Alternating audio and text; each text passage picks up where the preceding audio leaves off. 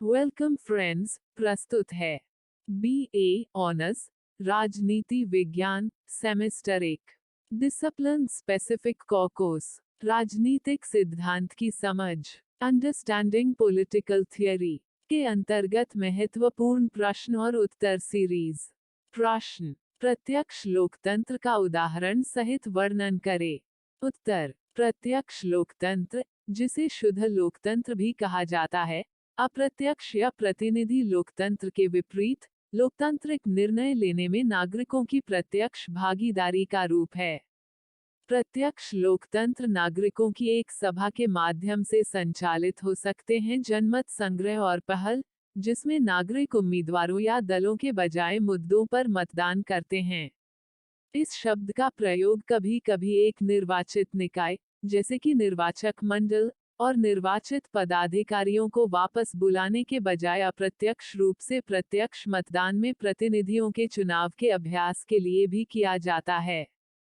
प्रत्यक्ष लोकतंत्र को राजनीतिक संस्थानों की एक पूर्ण पैमाने की प्रणाली के रूप में समझा जा सकता है, लेकिन आधुनिक समय में यह अक्सर प्रतिनिधि लोकतंत्र की व्यापक व्यवस्था के भीतर विशिष्ट निर्णय लेने वाली संस्थाओं से बना होता है। इतिहास और सैद्धांतिक संदर्भ। प्रत्यक्ष लोकतंत्र का सबसे महत्वपूर्ण ऐतिहासिक संदर्भ प्राचीन ग्रीक शहर राज्यों, विशेष रूप से एथेंस में विधानसभा लोकतंत्र है, जहां लगभग 1000 पुरुष नागरिकों की एक सभा एक्लेसिया द्वारा निर्णय लिए गए थे। बाद में कई स्विस कैंटन और कस्बों के साथ साथ कुछ अमेरिकी उपनिवेशों और राज्यों में शहर की बैठकों में लोगों की सभाओं का उपयोग किया गया। प्रारंभिक अमेरिकी राज्यों ने भी ऐसी प्रक्रियाओं का उपयोग करना शुरू कर दिया था, जिसमें जनमत संग्रह द्वारा संविधान या संवैधानिक संशोधनों की पुष्टि की गई थी, जो बाद में देश में आम हो गई। लोकप्रिय संप्रभुता फ्रांसीसी क्रांति में घोषित हुई, हालांकि इसे नेपोलियन के निरंकुश जनमत संग्रह में विकृत किया गया था। स्विट्जरलैंड और कई अमेरिकी राज्यों ने 19वीं शताब्दी के दौरान अपने संविधानों में प्रत्यक्ष लोकतंत्र को शामिल किया, जबकि जर्मनी और कुछ अन्य देशों ने प्रथम विश्व युद्ध के बाद कुछ तत्वों को अपनाया। अधिक सामान्य परिप्रेक्ष्य में, प्रत्यक्ष लोकतांत्रिक संस्थानों का आगामी परिचय या व्यावहारिक उपयोग 3 प्रमुख प्रकार के विकास से उत्पन्न हुआ।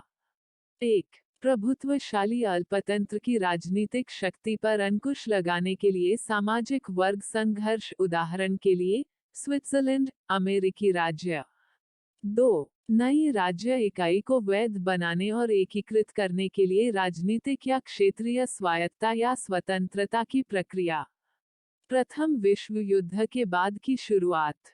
3. अधिनायकवादी शासन से लोकतांत्रिक परिवर्तन की प्रक्रियाएं, उदाहरण के लिए सन 1945 के बाद जर्मनी के क्षेत्रीय राज्य, कुछ लैटिन अमेरिकी देश।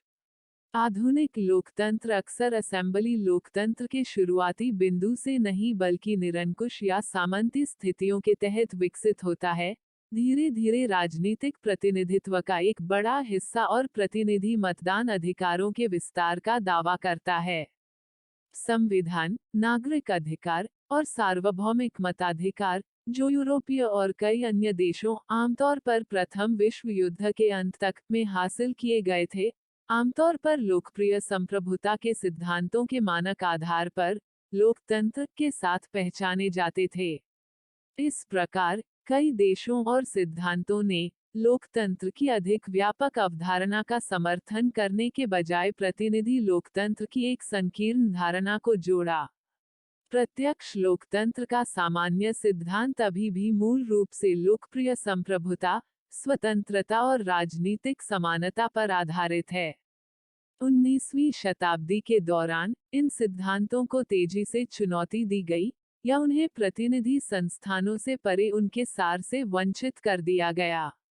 इसलिए कई देशों में प्रत्यक्ष लोकतांत्रिक संस्थानों की स्थापना या कार्यान्वयन नहीं किया गया है, क्योंकि प्रतिनिधि अभिजात वर्ग ने सत्ता पर एकाधिकार करने में एक मजबूत रुचि विकसित की है। इसके अलावा व्यवहारिक सिद्धांतों ने तर्क दिया कि प्रत्यक्ष लोकतंत्र बड़े आधुनिक राज्यों और वर्तमान समय की परिस्थितियों में काम नहीं कर सकता। ऐतिहासिक और सैद्धांतिक प्रतिबंधों की इस पृष्ठभूमि के साथ प्रत्यक्ष लोकतंत्र का नियामक सिद्धांत विशेष रूप से लोकप्रिय संप्रभुता पर आधारित नहीं हो सकता है, जिसका दावा प्रतिनिधि लोकतंत्र भी करता है। अधिक विशिष्ट तर्क लोकतंत्र के सहभागी सिद्धांत और प्रतिनिधि पार्टी की जवाबदेही और वैधता की कमी की आलोचना से उत्पन्न होते हैं। प्रजातंत्र में लोकतांत्रिक संस्थानों के दो सेट प्रत्यक्ष भागीदारी की बुनियादी विशेषताओं से अलग हैं। 1. प्रत्यक्ष लोकतंत्र विशिष्ट मुद्दों पर ध्यान केंद्रित करता है, उम्मीदवारों पर मतदान के विपरीत और कार्यालय की लंबी शर्तों के लिए सामान्य कार्यक्रम, और 2. इन शक्तियों को प्रत्यायोजित करने के बजाय नागरिक स्वयं निर्णय निर्माताओं के रूप में कार्य करते हैं। चुनावी प्रणालियों की तरह, विभिन्न प्रकार के प्रक्रियात्मक रूप, डिजाइन और विनियम प्रक्रियाओं और परिणामों को प्रभावित करने की संभावना रखते हैं।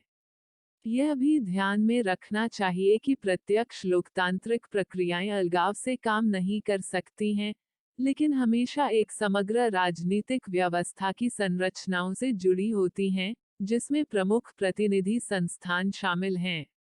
इस प्रकार, विश्लेषण के लिए दो प्रकार के संस्थानों के बीच बातचीत एक महत्वपूर्ण चुनौती होगी। उदाहरण के लिए, राजनीतिक वैज्ञानिक जॉर्ज तसेबेलिस के अनुसार, जनमत संग्रह के मतदाताओं को एक अतिरिक्त वीटो खिलाड़ी के रूप में देखा जा सकता है। कुछ लेखकों का तर्क है कि प्रत्यक्ष लोकतंत्र प्रतिनिधि लोकतंत्र को कमजोर कर सकता है, जबकि अन्य एक लोकतांत्रिक सार्वजनिक क्षेत्र के लिए विचार विमर्श कार्यों और नागरिकों को लोकतांत्रिक प्रक्रिया में एकीकृत करने की क्षमता पर ध्यान केंद्रित करते हैं। कोई यह भी मान सकता है कि प्रत्यक्ष लोकतांत्रिक प्रक्रियाओं के बुनियादी प्रकार या रूपों के अलग-अलग परिणाम हो सकते हैं। तो कुल मिलाकर इस प्रस्तुति में हमने प्रत्यक्ष लोकतंत्र से संबंधित जानकारियां प्राप्त की। प्रस्तुति समापन। आपका धन्यवाद। Disclaimer: This notes has been made after a lot of research, yet the accuracy of the answers may vary.